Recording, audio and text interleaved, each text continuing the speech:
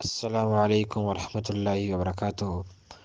الحمد للہ رب العالمین والعاقبۃ للمتقین والصلاة والسلام علی رسول الکریم اما بعد۔ آج ہمارے سبق میں حدیث نمبر 55 شامل ہے۔ اللہ کے نبی کا فرمان بخاری کی روایت ہے، بخاری کا حدیث نمبر 165 ہے۔ اللہ کے نبی نے کہا کہ ویل للعقاب من النار، ایڑیوں کے لیے آگ کا عذاب ہے۔ اب یہ روایت ایک بہت مختصر روایت ہے، لیکن اس روایت کے اندر بہت سی چیزیں پنہاں ہیں جن کو دیکھا، سمجھا، پرکھا اور عمل کے لیے ہمارے لیے بہت سی راہیں ہموار ہو سکتی ہیں۔ پہلی بات تو میں یہ بتا دوں کہ اس حدیث کا جو تعلق ہے وہ وضو کے ساتھ ہے۔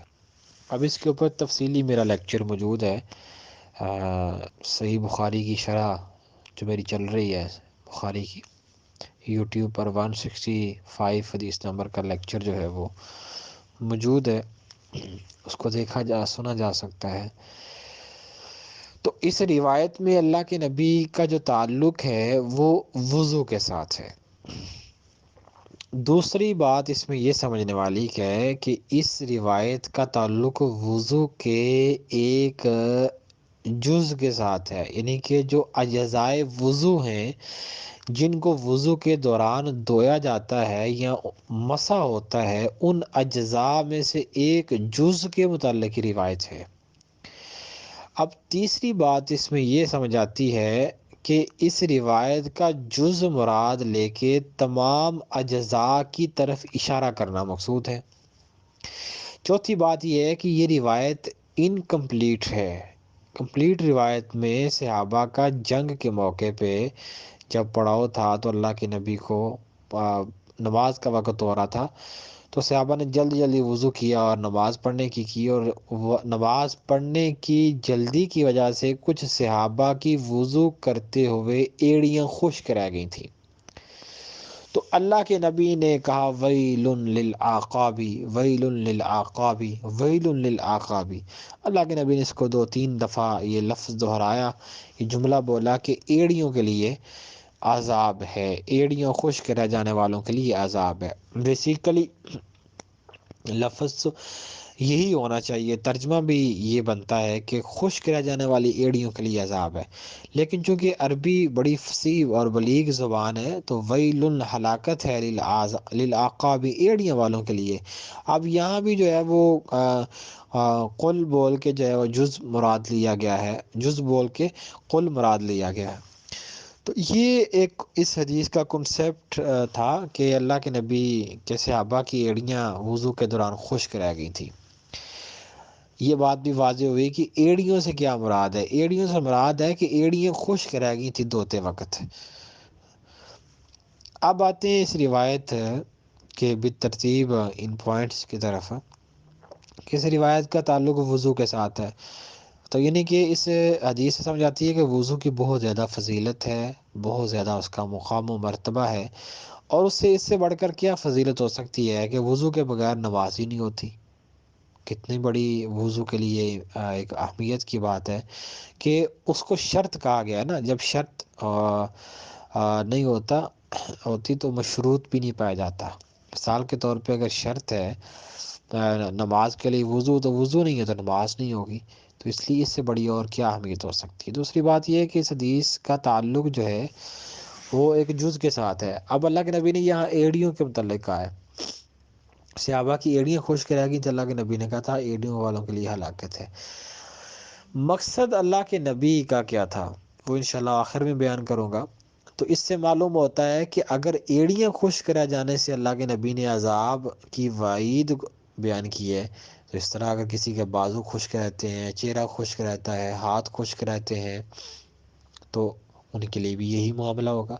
یہ نہیں ہے کہ ایڑیاں خشک رہ جائیں تو عذاب ہوگا اور بازو چاہے خشک رہ جائیں تو کوئی مسئلہ ہی نہیں ہے، نہیں، یہ مطلب نہیں ہے۔ مطلب بالکل واضح ہے کہ اللہ کے نبی نے ایک جز کو دیکھا ہے اور ایک اصول بیان کر دیا ہے. تو اصول ایک مسمہ ہو گیا وہاں، کیونکہ ایڑیوں کا معاملہ پیش آیا تھا، تو اصول مسمہ ہو گیا نا، اس کا ایک نام رکھ دیا گیا ایڑیوں والا.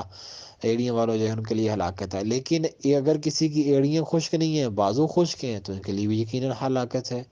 چہرہ خشک ہے اس کے لیے بھی ہلاکت ہے، ہاتھ خشک ہیں اس کے لیے بھی ہلاکت ہے. تو یہ ہلاکت جسم کے جو اعضاء ہیں جن کو دھوتے ہیں وضو کے وقت، ان کا ہر جز اس کے اندر مراد ہے. اس لیے یہ بات بھی سمجھ آتی ہے کہ وضو ہمیں بڑی احتیاط سے اور بڑے اچھے طریقے سے اور پرسکون ہو کر ہمیں وضو کرنا چاہیے. کیونکہ میں یہ بات کہا کرتا ہوں، مجھے اکثر سوالات آتے ہیں خواتین کی طرف سے اور مرد حضرات کی طرف سے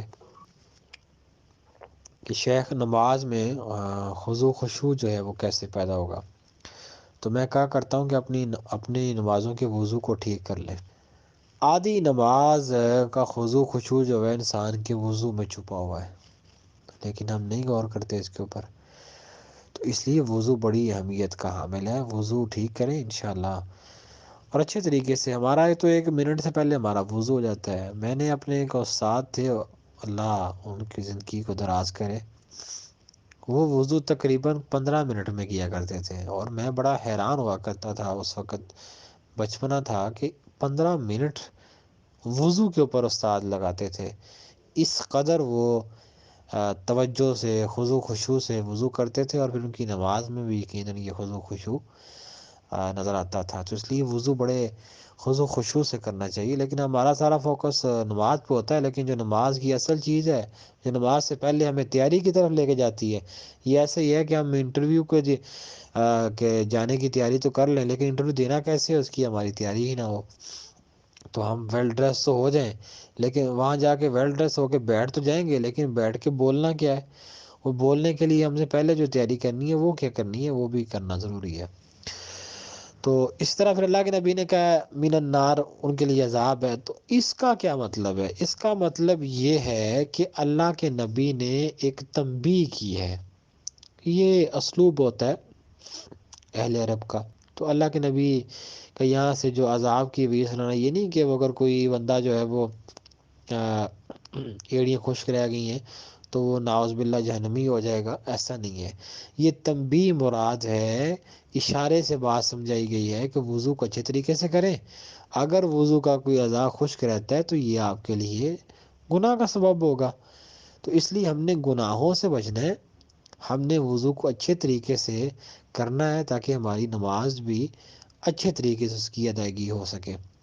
تو ان چیزوں کا خیال رکھنا چاہیے. اور ویل ہلاکت للعقاب من النار، یہ ایسے ہی ہے. اگر دوسری قرآن کی آیت کو اس کا ترجمہ ذہن میں ہو کہ نماز پڑھنے والوں کے لیے ہلاکت ہے، حالانکہ نماز پڑھنے والوں کے لیے تو ہلاکت نہیں ہونی چاہیے. مطلب کیا ہے کہ ان کی نمازیں صحیح نہیں ہوگی. اسی طرح اللہ تعالیٰ نے کہا، اللہ کے نبی نے کہا نا ویل للعقاب من النار، ایڑیوں والوں کے لیے ہلاکت ہے. ایڑیوں والوں کے لیے ہلاکت نہیں ہے، ایڑیاں خشک رکھنے والوں کے لیے ہلاکت ہے. اور جو جسم کے وضو کے جو دوسرے اعضاء ہیں ان کو خوش رکھتے ہیں، ان کے لیے بھی یہ جہنم کا عذاب ہے. تو جہنم کے عذاب سے مراد ان کو امت کو ڈرانا اس بات سے ہے کہ وضو کے اندر جو ہے وہ بے احتیاطی اختیار نہ کرے، بلکہ بڑی احتیاط سے خضوع خشوع سے سکون سے دل جمی سے وضو کریں اور پھر نماز کی طرف آئیں. اور نماز کی یوں کہہ لیں کہ ایک پورا ایک کنٹرول جو ہے وہ ہمارے وضو میں ہوتا ہے. تو اس لیے وضو بہتر ہونا چاہیے. بچوں کو وضو سکھائیں، ٹریننگ دیں. گھر میں خواتین کو، والد اپنے بیٹوں کو، والدہ بیٹیوں کو، بہنیں بہنوں کو، بھائیوں کو، تو آپس میں بیٹھ کے ایک وضو کی ٹریننگ ہونی ہے. ایک سیشن ہونا چاہیے، ہم وضو کیسے کریں، اچھا وضو کون کرتا ہے، انعام رکھیں. ٹھیک ہے، جو سب سے اچھا وضو کرے گا اس کو یہ انعام ملے گا. بچوں کو اس طرح سکھانے کا موقع ملتا ہے اور بڑوں کو سیکھنے کا موقع ملتا ہے. تو یہ تمام چیزیں ہیں، اس کے اوپر ہماری ایک اچھے طریقے سے چیزیں ہونی چاہیے تاکہ ہماری نمازیں بہتر ہو سکیں. تو اللہ ہمیں عمل کی توفیق عطا فرمائے.